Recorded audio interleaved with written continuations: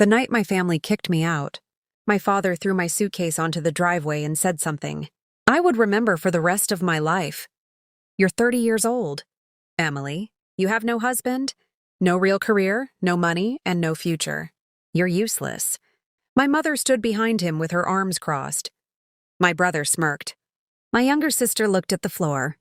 Nobody stopped him. Nobody asked where I would sleep. Nobody cared that it was 28 degrees outside. Then my father pointed toward the street. "Don't come back until you've become somebody." I picked up my suitcase. My hands were shaking, but I didn't cry. I looked at the three people standing behind him and said quietly, "Okay." I walked away with $63 in my checking account, a cracked phone, 2 bags of clothes, and a heart so broken I could barely breathe.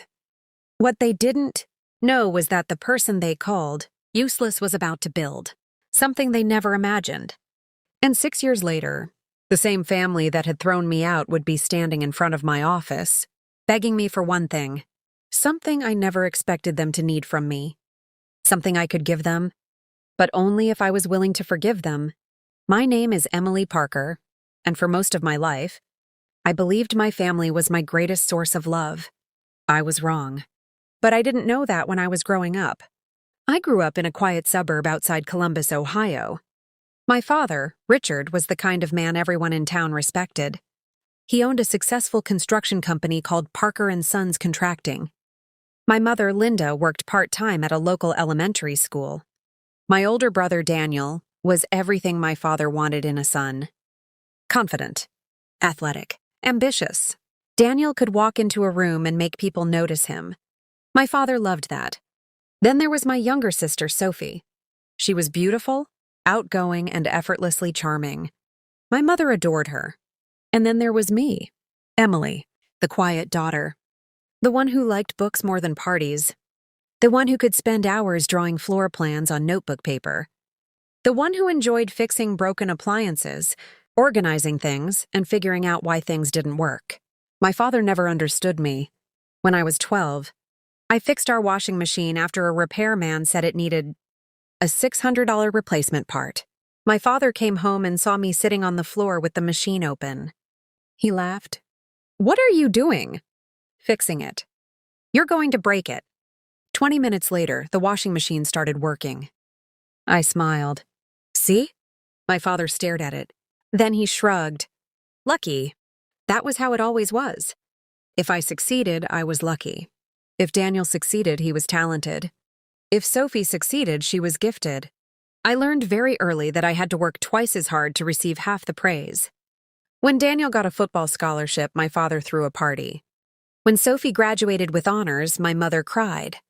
When I graduated college with a degree in business administration, my father asked, "So what exactly are you going to do with that?" "I'd like to work in operations." He nodded. "That's not much of a career." I smiled. "Maybe I'll figure something out." He laughed. "You've been saying that since you were a kid." I pretended it didn't hurt. After college, I found a job with a small manufacturing company. I worked in inventory management. The salary was modest, but I loved the work. I discovered I had a talent for identifying inefficiencies. If a company was wasting money, I could usually figure out why. If shipments were delayed, I could trace the problem. If employees were spending too much time on unnecessary tasks, I could redesign the process. My supervisor noticed. After 8 months, he promoted me. I called my mother. "I got promoted."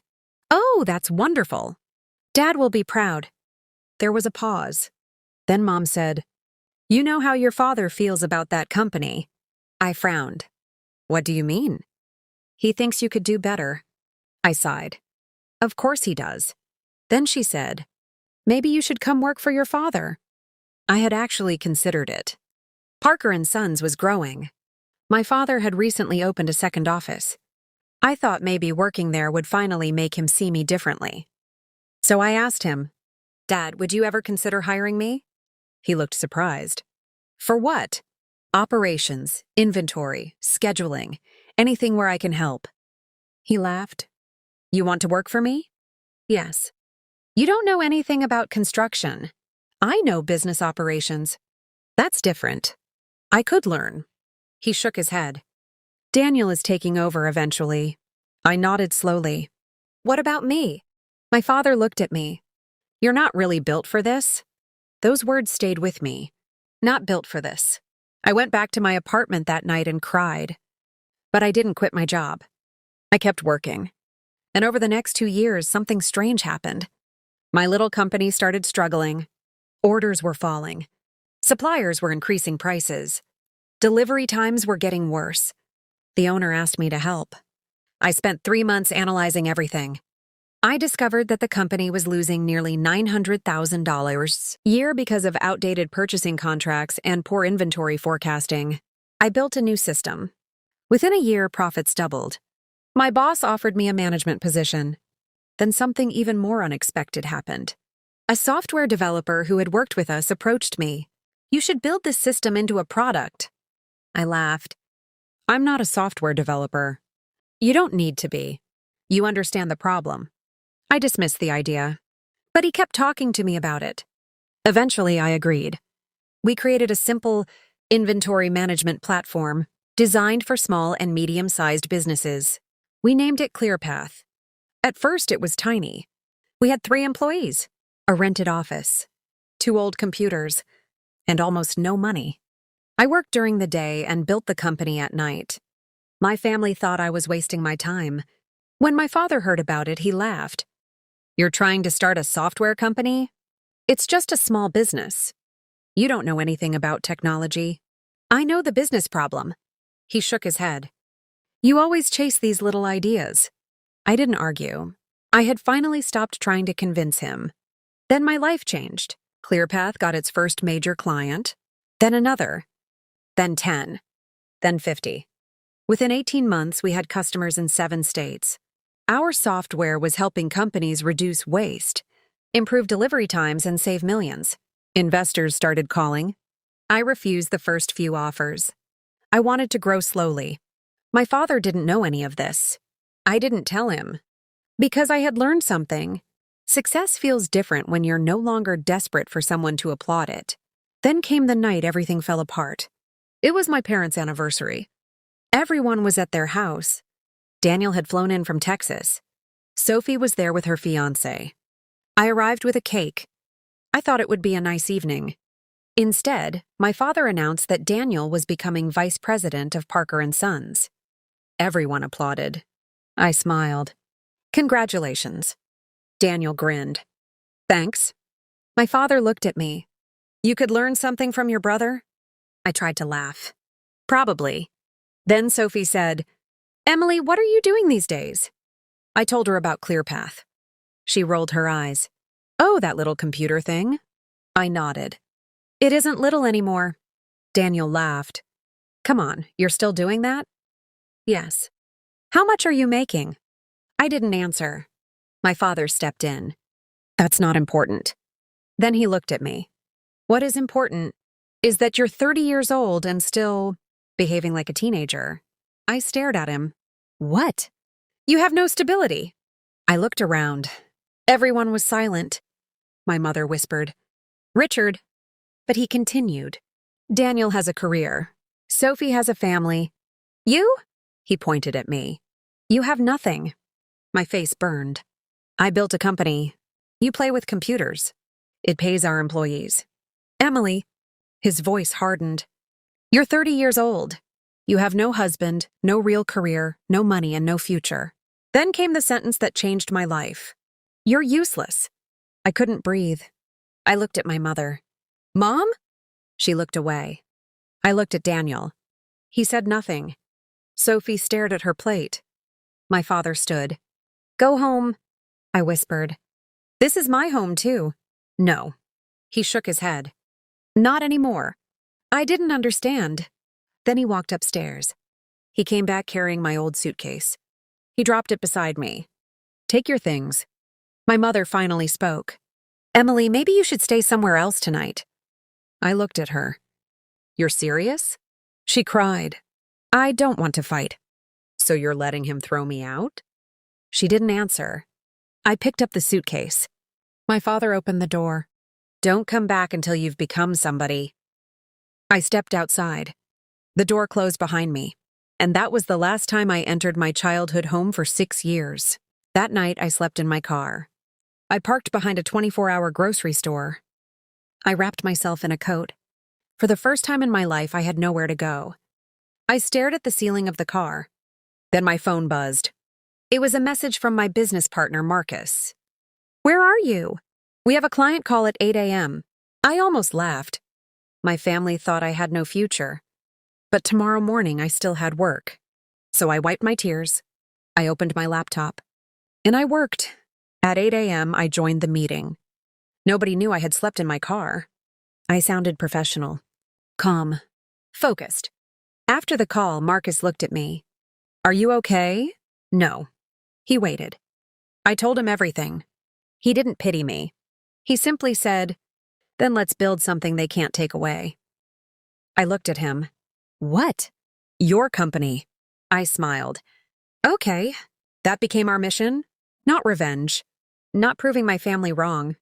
Building something that belonged to me. 6 months later, ClearPath had 300 customers. A year later, we had 200. 2 years later, we had offices in 3 states. And then a major national retailer signed a contract. The deal was worth millions. For the first time, I realized ClearPath wasn't a little company anymore. It was real. We were growing fast. I bought a small house. Not a mansion. Just a comfortable home with a backyard.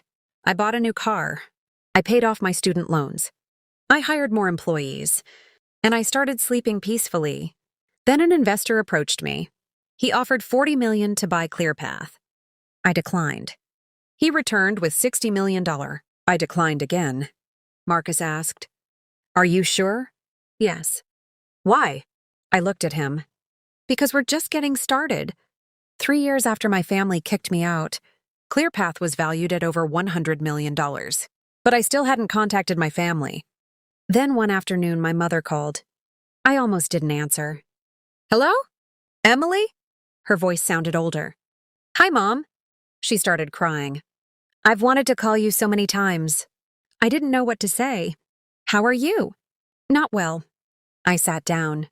"What happened?" "Your father had a heart attack." Everything inside me stopped. "Is he okay?" "He survived." "Where is he?" "St. Mary's." I closed my eyes. I didn't know whether I was angry. I didn't know whether I was afraid. But he was still my father. I drove to the hospital. When I walked into his room, he looked smaller, older, fragile. Nothing like the man who had thrown me out. He opened his eyes. "Emily." I stood in the doorway. "Hi, Dad." He started crying. "I didn't think you'd come." I almost didn't. "I know." I sat beside him. For a long time, neither of us spoke. Then he said, "I was wrong." I looked at him. "I know." He shook his head. "No, Emily." He reached for my hand. "I was completely wrong. I let him hold it. I treated you like you weren't enough." I said nothing. I thought I was protecting the family. From what? From embarrassment. I stared at him. He cried. "I was embarrassed that you weren't like Daniel." I swallowed. "You should have been proud that I was different." "I know. I begged you to let me work for you." "I know. You told me I wasn't built for it." He closed his eyes. "I remember. I believed you." That broke him. "I know." I looked away. I spent years believing there was something wrong with me. "There was nothing wrong with you. I know that now." He looked at me. "What happened?" I smiled sadly. "I learned to believe myself instead of you." He squeezed my hand. "I'm proud of you." I started crying. It was the sentence I had wanted since childhood. And yet hearing it now felt strangely painful, because I realized how much time we had wasted. I stayed with him until midnight. Before I left, he said, "Will you come back tomorrow?" I nodded. Yes. That was the beginning of our reconciliation. Not forgiveness. Not yet, but a beginning. A few months later, my father returned home. His construction company, however, was struggling. Daniel had expanded too quickly. Several major projects had gone over budget. Suppliers were demanding payment. The company had taken on too much debt. My mother called me. "Emily, I knew something was wrong." "What happened?" Parker and Sons is in trouble. I was silent. How bad? Very bad. How much? She told me. The number was enormous. The company was weeks away from bankruptcy. I closed my eyes. Does Dad know? Yes. Daniel? Yes. Are they asking for help? She began crying. No. Then why are you calling? Because I don't know who else to call. I stared out the window. The company that had been my father's pride was collapsing, and I knew exactly why. The systems were outdated. The inventory was poorly managed. The contracts were inefficient. The same problems I had spent years fixing for other businesses were destroying my family's company. My mother whispered, "Can you help us?" I didn't answer. She continued, "Please." I looked at the phone. The words echoed in my mind. "You're useless. Don't come back until you've become somebody." I could have said no. Maybe I should have. Instead, I said, "I'll look at the numbers." My father refused at first. "I don't need her," Daniel agreed. "We can fix this." But the bank disagreed. The company needed immediate restructuring. I brought in my team. We analyzed everything. The situation was worse than they knew. But it could be saved. I presented a plan.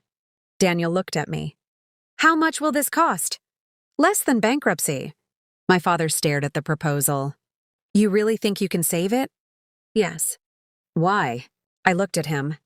"Because I know what I'm doing." He lowered his head. "I should have trusted you years ago." I didn't answer. We implemented the plan. I renegotiated supplier contracts, cut unnecessary expenses, sold unused equipment, restructured debt, modernized scheduling, and for the first time in decades, Parker and Sons began operating efficiently. Within a year, the company was profitable again. My father asked me to take a position as CEO. I refused. "I have my own company." He nodded. "I understand." Then he asked, "Can I ask you something?"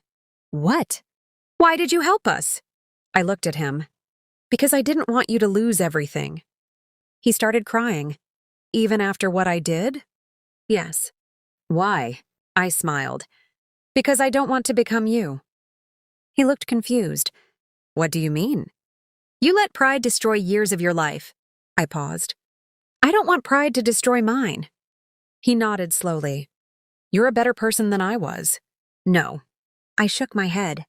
"I'm just trying to be better than I was yesterday." 6 years after the night I was thrown out, my family invited me to dinner. I almost declined, but I went. My father had prepared everything. My mother cooked my favorite meal. Daniel was there. Sophie was there. For the first time in years, we sat around the same table. Nobody knew what to say. Finally, my father stood. "I want to apologize." Everyone looked at him. He looked directly at me. "I told my daughter she was worthless." His voice cracked. "I told her to leave." He swallowed. "And that was the biggest mistake of my life." I looked down. He continued. "I thought success was about money." He looked around the table. "I thought Daniel was successful because he looked successful." Then he looked at me. I didn't understand that Emily was building something real. Nobody spoke. My father walked toward me. "I can't change that night." "No. But I can spend the rest of my life making sure you know something." "What?" "You were never worthless." My eyes filled with tears. "You were never useless." He hugged me. I held him. And for the first time, I didn't feel like the rejected daughter. I felt like his daughter. The following year, something happened that none of us expected. My father died peacefully in his sleep. He was 71. At his funeral, I stood beside my mother and siblings. Hundreds of people came. Employees, friends, neighbors, former clients, people who had known him for decades. After the service, an old employee approached me. "Your father talked about you." I was surprised. "When?" "All the time." "What did he say?" The man smiled. "He said his daughter was the smartest business person he'd ever met." I laughed through my tears. "He never told me that." The man nodded. "He was too proud." I looked toward my father's grave. Maybe that was the cruelest part. He had loved me. He just didn't know how to love someone who didn't fit the picture he had. created in his head. That doesn't excuse what he did. But understanding something isn't the same as excusing it. And forgiveness doesn't mean pretending the wound never existed. It means deciding the wound doesn't get to control the rest of your life. Today, ClearPath employs more than 600 people. We help businesses across America operate more efficiently. Every year, we offer scholarships to young people from low-income families who want to study business or technology. I created the scholarship in memory of my father. Some people asked why. My answer is simple. Because I didn't want his worst mistake to be his entire legacy. I wanted something good to come from it. My mother volunteers with the scholarship program. Daniel still runs Parker & Sons. Sophie has 2 children. And my family? We're not perfect. We still have difficult conversations. We still disagree. But now we talk. Nobody calls anyone worthless. Nobody compares siblings. And nobody measures love by achievement. Sometimes I visit my childhood home. My mother still lives there. One afternoon, I stood in the driveway where my father had thrown my suitcase 6 years earlier. I could almost see the younger version of myself standing there. Cold, scared, broken. I closed my eyes, and I imagined telling her something. You're going to be okay. You're going to lose people. You're going to cry. You're going to doubt yourself. But you're going to build something beautiful. And one day, you'll realize that being rejected didn't make you worthless. It made you free. I opened my eyes. The driveway looked ordinary. But to me it was sacred. Because that was where my old life ended. And my real life began. If you are listening to my story because someone has made you feel worthless, I want you to remember something. Someone else's inability to recognize your value does not reduce your value. Your family may not understand you. Your friends may underestimate you. Your coworkers may overlook you. Someone may even tell you that you will never succeed. But their opinion is not your destiny. Sometimes the people closest to you only see who you have been. They don't see who you're becoming. And that's okay. You don't need everyone to believe in you. Sometimes you only need enough courage to believe in yourself. I spent years trying to prove my father wrong. Eventually, I stopped. I stopped caring whether he thought I was successful. I stopped caring whether my family admired me. I stopped chasing approval. And that's when everything changed. Because success wasn't buying a company. It wasn't becoming wealthy. It wasn't proving my family wrong. Success was waking up one morning and realizing I finally liked the person looking back at me in the mirror. That was the victory. Not the money. Not the business. Not the apology. Me. The girl they called useless was never useless. She was simply standing in the wrong room, asking the wrong people to tell her what she was worth. So if someone has rejected you, don't spend your life trying to make them regret it. Don't become bitter. Don't destroy yourself trying to prove them wrong. Build, learn, grow, heal, and become someone whose worth doesn't depend on anyone's approval. Because sometimes the greatest thing that can happen to you is losing the people who convinced you that you were nothing. Not because losing them doesn't hurt. It does, but because once they're gone, you finally have room to discover who you really are. 6 years ago, my father threw my suitcase onto a cold driveway and told me I would never become somebody. Years later, my family begged me to save the company they thought I wasn't capable of working for. I helped them, not because they deserved it, not because I wanted revenge, but because I had finally learned something my father never understood. Being powerful doesn't mean having the ability to hurt people who hurt you. It means having the power to help them and choosing what kind of person you want to be. My family once told me I was worthless. Today, I don't need to prove them wrong because I know exactly what I'm worth. And nobody gets to decide that for me again.